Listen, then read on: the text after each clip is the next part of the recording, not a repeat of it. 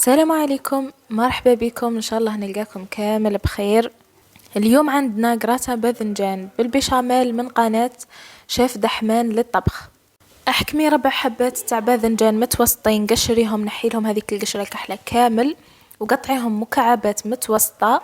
حطيهم في صحن، زيدي لهم فلفل كحل وملح وكمون، كاس تاع فرينة.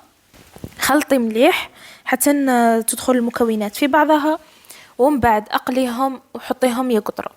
في المقلاة ديري طماطم مصبرة، ثوم مهرس، رند وزعترة وشوية زيت.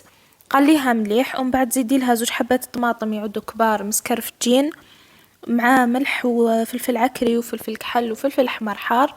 خلطي بيان، خليها حتى تطيب، ومن بعد زيدي لها الباذنجان هذاك بعد ما يقطر، خلطيهم مليح. في كسرونة واحدة أخرى أخدمي البيشاميل، ديري مغرفة كبيرة تاع زبدة تعود معمرة مليح، خليها حتى تذوب، ومن بعد زيدي لها 2 مغارف تاع فرينة.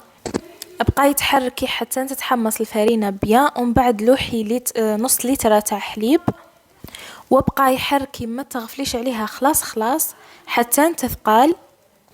زيدي لها ملح وفلفل كحل ومرصو تاع فرماج شاف، والله جبن مبشور ولا اللي حبيتي، وحركي حتى يذوب لك هذاك الفرماج وطفي. لوحي البيشاميل على هذاك الباذنجان والطماطيش وخلطي كلش مليح، ومن بعد فرغيهم في سنيوة تاع فور تعود مدهونة، رشي عليهم فرماج مبشور من الفوق، ودخلي القراطة يتحمر من الفوق برك، هذا مكان متغفليش عليه. القراطة جا بنين، يعطيك الصحة شاف، وإن شاء الله نتلاقاو في فيديوهات أخرى بإذن الله.